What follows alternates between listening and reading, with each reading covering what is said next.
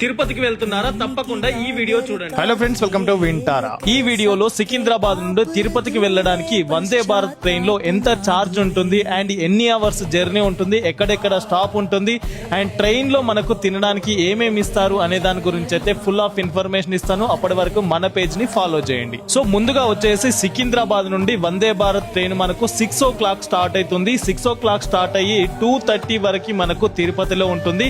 Almost గా 8 hours వరకు journey అయితే ఉంటుందన్నమాట. ఇక టికెట్ గురించి మాట్లాడుకున్నట్టయితే దీంట్లో వచ్చేసి 2 types ఆఫ్ ఉంటాయన్నమాట. ఏసీ చైర్ మనకు కార్ లో కూర్చున్నట్టు ఉంటుంది, ఇది సాధారణ టికెట్.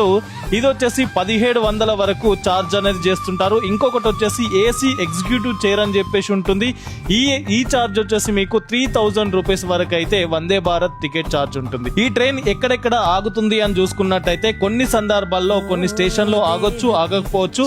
సో మెయిన్ గా కొన్ని స్టేషన్ లో ఆగుతుంది, అది చెప్తాను. నల్గొండలో ఆగుతుంది, మిర్యాలగూడలో ఆగుతుంది, గుంటూరు జంక్షన్ లో ఆగుతుంది, ఒంగోలులో ఆగుతుంది, నెల్లూరులో ఆగుతుంది. డైరెక్ట్ వచ్చేసి 7th స్టేషన్ వచ్చేసి తిరుపతిలో ఆగుతుంది.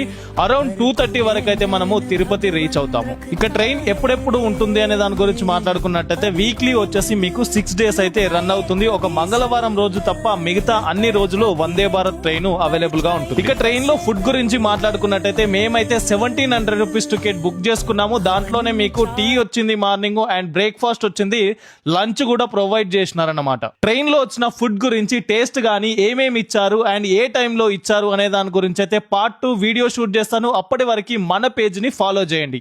ఈ ట్రిప్ స్పాన్సర్ చేస్తుంది మహాప్రభ న్యూస్ పేపర్.